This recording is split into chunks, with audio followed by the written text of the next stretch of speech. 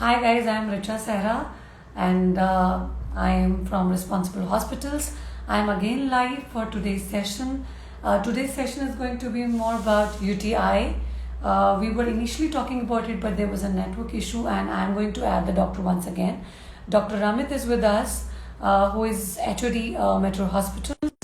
Going to talk about UTI in a proper manner. We're going to discuss about the symptoms, the problems, the causes, and when to diagnose it. So all that under one roof.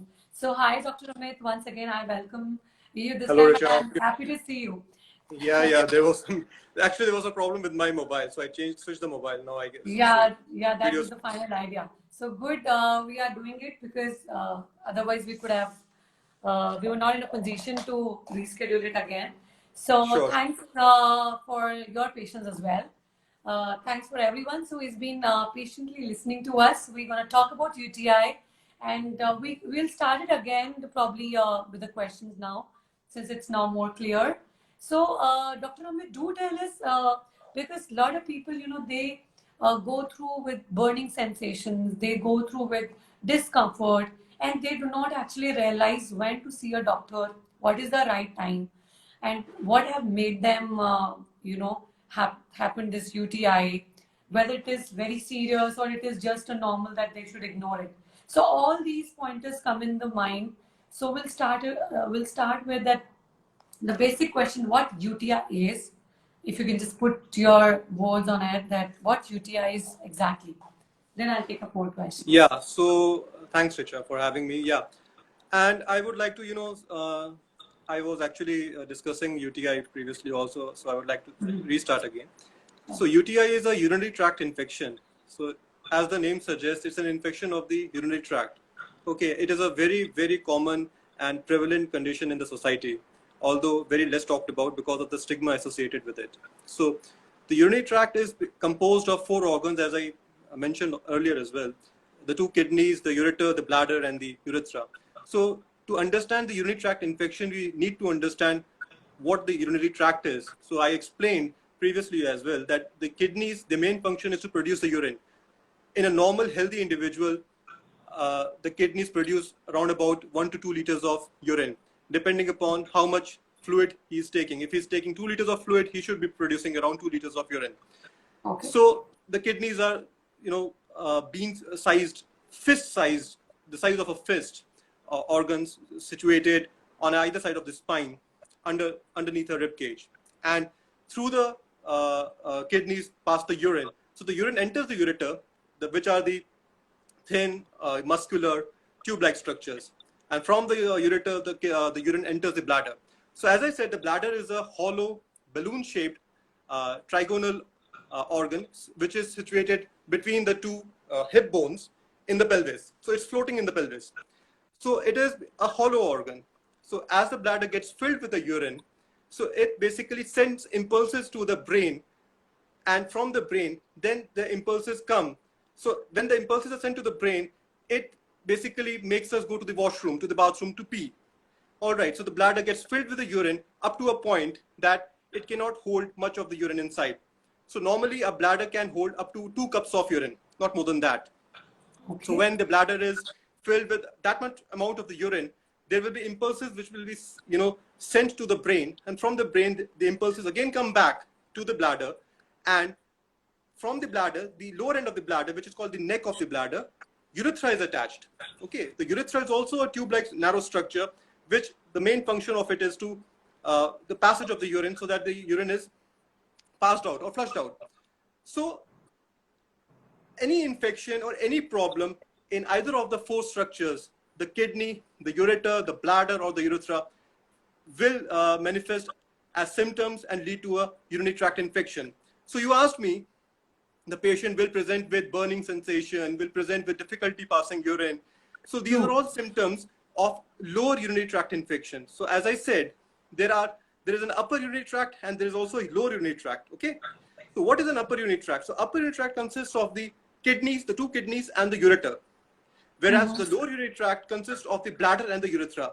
Mostly the females. So why the females are more predominant, or they're more susceptible in catching urinary tract infections, is simply because of the fact, and why I discussed the anatomy of the urinary tract is very important, that the urethra in the females is very short. It's shorter in length.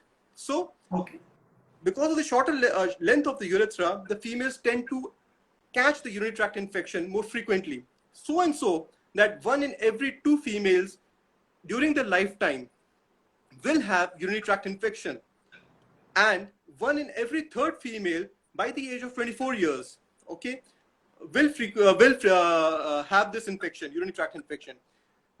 And the males, on the other hand, the males, their ratio or the incidence in them is very less. By far, it is very less. So compared to the men, it's 8:1. So for 8 men, for 8 females, only one man catches the urinary tract infection. Simply because of the fact that the urethra in the females is very short.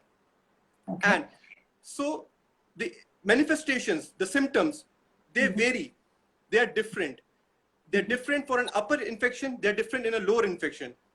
For an upper infection, the patient will present with a more advanced infection. Patient will have a complicated infection, complicated UTI. So the patient can present with a high-grade fever associated with shivering, chills, rigors. Patient can have nausea, vomiting. Okay, they can have a lower flank pain in the right, left or right, side of the abdomen. On examination, if you examine the patient, you touch the ribs of the patient, the either side of the rib, they will have tenderness there. So that is important. So this symptom is classical of infection in the kidneys or the ureter. Okay, so this is called as acute pyelonephritis. This is acute pyelonephritis. But if a patient presents with the symptoms, as you said, like burning, there can be burning sensation in the urine, there is difficulty passing urine, there can be leakage in the urine, which is called as urinary incontinence, or there can be blood in the urine, which is called hematuria. Patient can have lower urinary tract infections. Okay, so the lower urinary tract infections are usually in the bladder, or it can be in the urethra. If the infection is confined to the bladder, okay, if it is confined to the bladder, it is called cystitis. One very important presentation or a diagnosis goes by the name of honeymoon cystitis. So couples who go on a honeymoon, when they come back, especially the females, the newlyweds, they present, the typical symptoms are burning urination, dysuria, they have difficulty passing urine.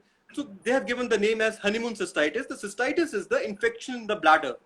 Okay, so that is very common in the females. So, and in the urethra, there will be another presentation. The patient can present with a discharge, which is not common in the bladder infections. It's more common in the urethra infection.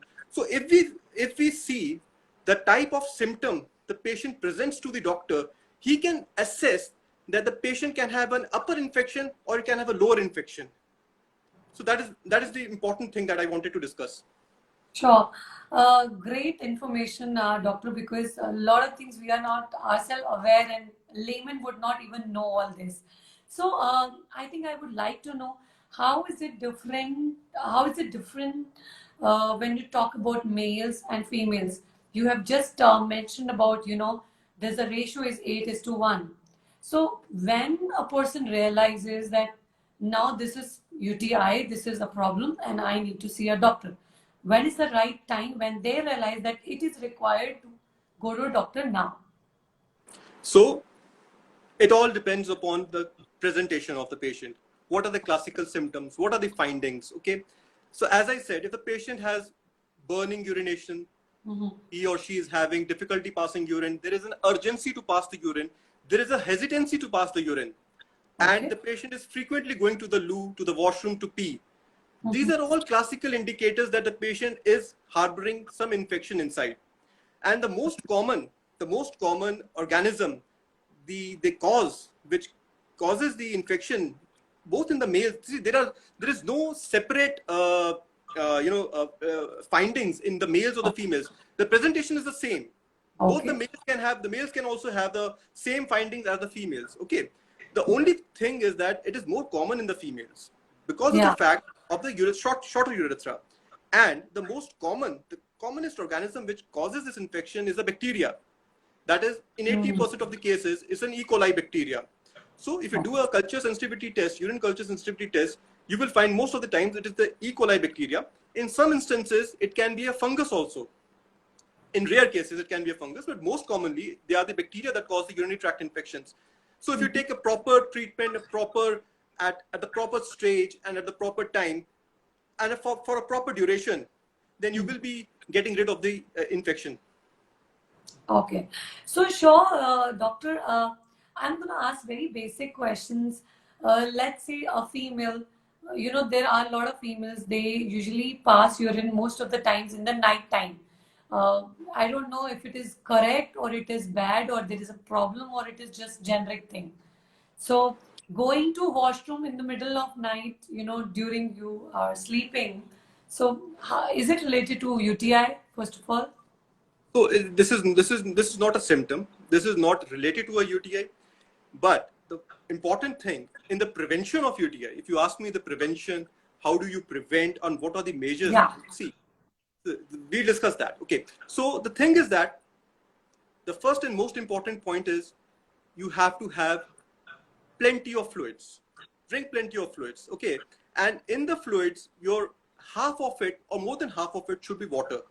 Okay, so if you're taking any fluid, you're taking juices, you're taking soups, you're taking anything, it should be more than half of it. At least 6 to 8 ounces of glasses of water should be recommended. And this demand, it basically gets increased in cases of kidney stones, in cases of bladder stones. So you have to increase the amount of water intake. But Right. special word of caution for patients who are chronic kidney disease patients, who are heart failure patients. They should not be taking that much of fluid. So the fluid intake should be limited in such patients. Secondly, very important point to be mentioned here is that you have to maintain a very good bladder and bowel health. What do you mean by bowel health is the you should not be feeling constipated, you should not be feeling bloated. In simple layman terms, you should not be having diarrhea too frequently. Okay, so how do you maintain a proper bowel health? Just give you some tips to it. Firstly, you should eat right food. So how do you select what is the right food for a good bowel health? Okay, so for a good bowel health, you should be eating foods which are rich in lean proteins. Okay, should be rich in nuts. Should be rich in nuts and colorful berries like blueberries and the raspberries. You should be having a lot of diet which is rich in this, and lots of fruits and green leafy vegetables. Secondly, you should lead a very healthy lifestyle. So it's easier said than done, leading a healthy lifestyle. Okay. So what do you mean by a healthy lifestyle is doing regular physical activity. So one who's having a sedentary lifestyle, who is in a, doing an 8-hour office work, having a, sedentary lifestyle. So for those people, they should be after every 30 to 35 minutes, should be getting up from the chair, and doing some stretching and all, so that there is appropriate blood circulation going on throughout their body. Secondly, Right. avoid, alcohol intake should be moderated. Quit smoking if you are doing that, and limit on your caffeinated drinks and foods. Okay, so the caffeinated drinks and the beverages, especially tea and coffee, are also known to cause, should be avoided in cases of patients who are having recurrent UTI. We'll get to that if we are discussing recurrent UTI. And thirdly, as you said, people, so see, we are living in a gadget era, the thing. So what we consider is that urination is not that important. So people don't actually feel the need to completely evacuate the bladder. Yeah. Okay, so they are in a hurry most of the times, and what they do is, if they are somewhere out, they will try to hold their urine. That is Yeah. absolutely not recommended. If you are trying to hold your urine and say that I will urinate after some time, after an hour or so, what happens is the bladder which is holding your urine, the muscles which line the bladder, eventually they become weak. They become weak. Okay. So what happens is, when they become weak, they become lax. And then you go to the washroom, and in a hurry, you don't completely evacuate your bladder. There is some residual urine which is left inside your bladder. Okay. So to understand this, for example, we have a rainy season going on, the monsoon season. A lot of dengue patients are coming. So how Right. does dengue? So how does dengue, occur? It occurs through the bite of a mosquito, right? And how do mosquitoes breed? They breed in a stagnant water. Similarly, in this case, if in the bladder there is, some amount of urine which is left inside the bladder, it becomes a breeding ground for bacteria. So the bacteria, they grow inside the bladder and they cause all the symptoms of the urinary tract infection. So never be in a hurry to, incompletely evacuate your bladder. Always completely evacuate your bladder and never hold your urine for far too long. So that is another Absolutely. important point. Because you have said it very correctly. This is the, whenever you are in hurry, you actually avoid this part. You feel like, Yes. okay, it's just a normal thing. As long as you do not catch the infection, you do not actually realize the seriousness of that. So I got your point. I think that's a right message which you have given.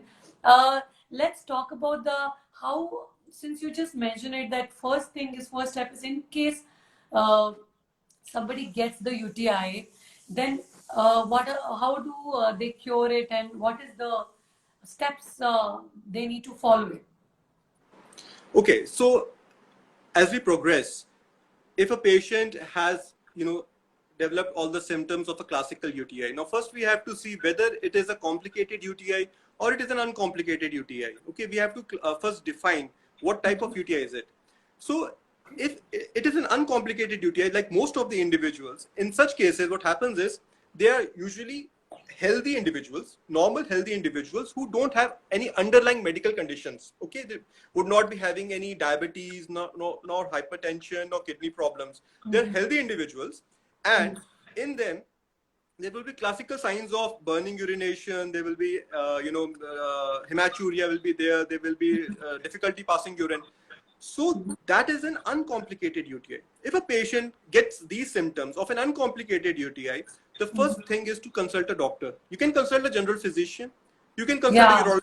because Okay. that was my question, that whether they can consult with the general Yeah. physician or they need to see a specialist. So for that, so see, that is the thing where the picture comes.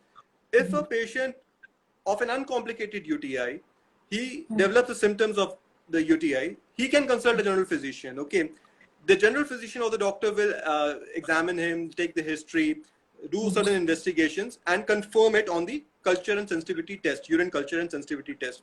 After diagnosing it, he will be started on an empirical antibiotic treatment, which lasts for a week or two. After completing the antibiotic therapy and also certain dietary modifications, and a lot of fluid intake, this will should cure the patient of an uncomplicated UTI within 2 weeks. If the patient is not getting cured even after 2 weeks, then there are different causes of the UTI.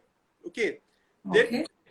so what we then say, there's a condition called as chronic UTI or recurrent UTI. Okay, so what is a recurrent UTI then is, so the patient having 3 or more than 3 episodes of the same urinary tract infection in a period of 1 year. Okay, so the patient has had 4 episodes, say about 5 episodes of the urinary tract infection, becomes a recurrent UTI. Now, the recurrent UTI can be either a reinfection or it can be a persistent infection. Okay, Okay. so the persistent infection would be caused by the same bacteria of the same strain, okay, after a 2 week antibiotic sensitive treatment. That is a persistent recurrent infection. Excellent. But in a reinfection, it could be from a different strain, it could be from a same strain, or it could be, there could be a sterile culture in between the same time period. So these are two different things of, so we have to basically understand what are the symptoms and signs of the patient, what is the category of the patient. Is it a complicated UTI, is it an uncomplicated UTI, is a recurrent UTI, is a persistent UTI. The Okay. complicated UTI, in that the patient will have structural abnormalities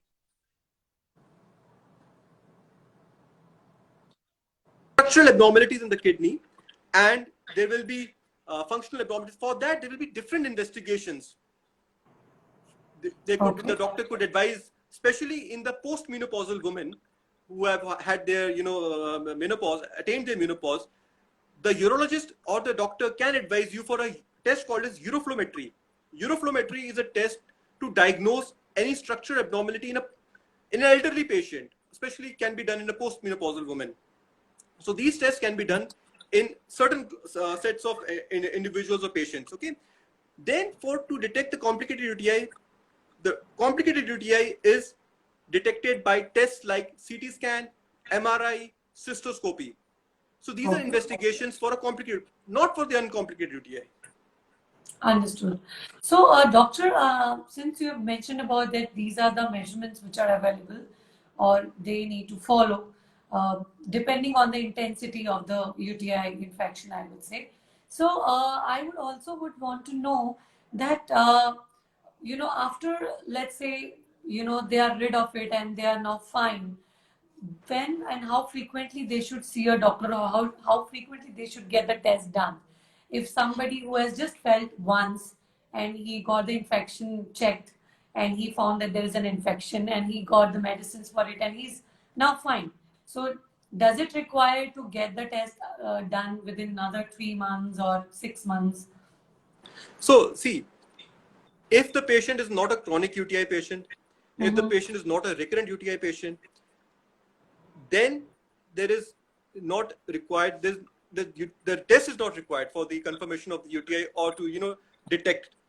But obviously, if the patient is of a chronic UTI or a recurrent UTI, then there are certain treatment regimens which are applied. The doctor may start the patient on a 2 month or a 3 month antibiotic course. Okay, so it depends upon from patient to patient. Okay. My motto is prevention is better than cure. If you prevent the Absolutely. disease, you don't have to cure the disease. Then if you start at the early stage in the prevention only, so the prevention criteria is very important Yeah. for the females especially. I would suggest that whenever they go to the washroom for a bladder or the bowel movement, always clean the genital area from top to bottom.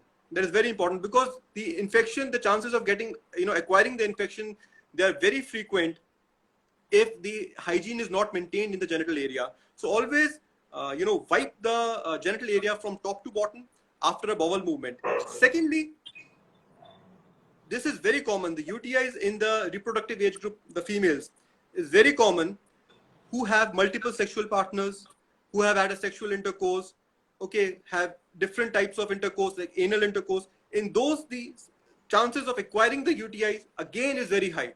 So Okay. in those patients, if they are having the cause as a sexual intercourse, the UTI, in such patients, after every sexual intercourse, 2 to 3 days of antibiotic course is given.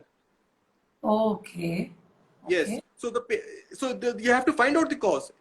If such patients are having Absolutely. infection as the sexual intercourse as a cause, so prophylactically after every intercourse they are given a treatment of 2 to 3 days of prophylactic antibiotic dose.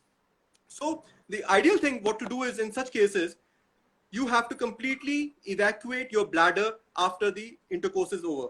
Completely evacuate your bladder. So whatever the bacteria, so basically what happens is the males, they harbor the bacteria inside their genital tract. From the males, during the intercourse, the bacteria, they enter the female genital tract, and because of the shorter length of the urethra, the bacteria, they enter the bladder and cause the infection. So evacuating the bladder after the intercourse will help you get rid of the infection. So that is Sure. the preventive measure. So completely evacuate your bladder after the intercourse and clean your genital area. Have a safe and follow safe hygienic practices. So that is the preventive aspect I of the think UTI. you have said it correctly, because you are right. People do not think on the prevention side. They think on that how to cure it. It's okay. If it has happened, it's okay. It's all right. So they accept the problems these days very often and very simply. And that's a right doctor, and responsible doctor can only say that, these days kids prevention is better than cure. Obviously. So that's a great message from you. I have a last question to ask you, that let's say if somebody is going through UTI, recurring UTI, I would say, do you think it can also affect the other organs of the body, and it can also affect, in other way, or you may get another disease because of that? That's what I wanted to know. So what happens is, if you ask what are the complications, what can lead to from the UTI, what can happen from the UTI, so that's important. Yeah, So exactly. The complications. so say again, it all depends upon what category of the infection you're harboring inside. If you're having a complicated UTI, you're having an uncomplicated UTI. If you're having a complicated UTI, obviously you're going to have a lot of complications. Okay, you can have kidney problems, you can have heart problems, you can have other problems. As patient can land up into severe infection, can land up into sepsis. Okay, he may require even hospitalization and eventually other IV medication. So the basic point is, you have to identify the symptoms early on, consult your doctor as soon as you find the symptoms, as soon as you know about the symptoms. Don't delay, don't be ashamed of the fact that okay, you're having burning in the urine, you're having trouble passing urine, so it's just a normal thing, it'll just shake it off. It will not shake it off, it will lead to many problems. So you have to consult your doctor, drink plenty of fluid. There is another thing, that what diet you should take. Okay, you can take lot of yogurts. You can have yogurt, probiotic yogurt. You can take spinach, you can take broccoli, you can take as I said, you can take cranberry juice.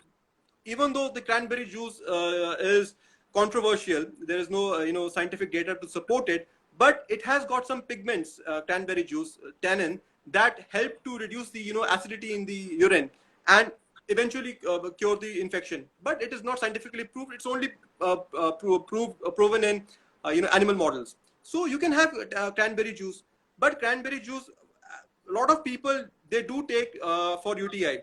One word of caution is that they should not be taking, especially for patients who have heart conditions, who are taking anticoagulants and warfarin. So No. patients who are on these medications should not be taking cranberry juice. Other patients who are healthy, normal individuals can take cranberry juice, yogurt, and broccoli, spinach, and all. These are all dietary Correct. modifications that should be done. Sure. I think that was the main point. Should be known. So great. I think Dr. Amit, do you have anything else which I have missed out, or something which anybody else, our audience should know more about UTI? Because I think we have covered the symptoms, the causes, the diet for it, and when to see Yes, a I guess doctor. we have covered So most of all. yeah. Most of it we have covered. Yeah. So any other point any message would you like to give to all the people, all the females Yeah, and yeah, men? yeah. My message is simple. It is as simple as this: prevention is better than cure. As soon as you are, aware of the symptoms, don't be ashamed to go to your doctor, visit your nearest doctor, and get the right consultation. Sure. Awesome. I had a great session, though initially it went There were little little hiccups. bit, there was network issue, but then it went really nice. And I think I would really like to thank you that you have given your time on this topic, because this was something, the moment I got to know and our team got to know, they got very excited. We haven't covered this UTI part, and this is very frequent these days and very important to understand more about it. So thank you so much, Dr. Ramit, for your Thank you, time. Rich. It was great interacting with you. Bye bye. Thank you. See you. Thank you.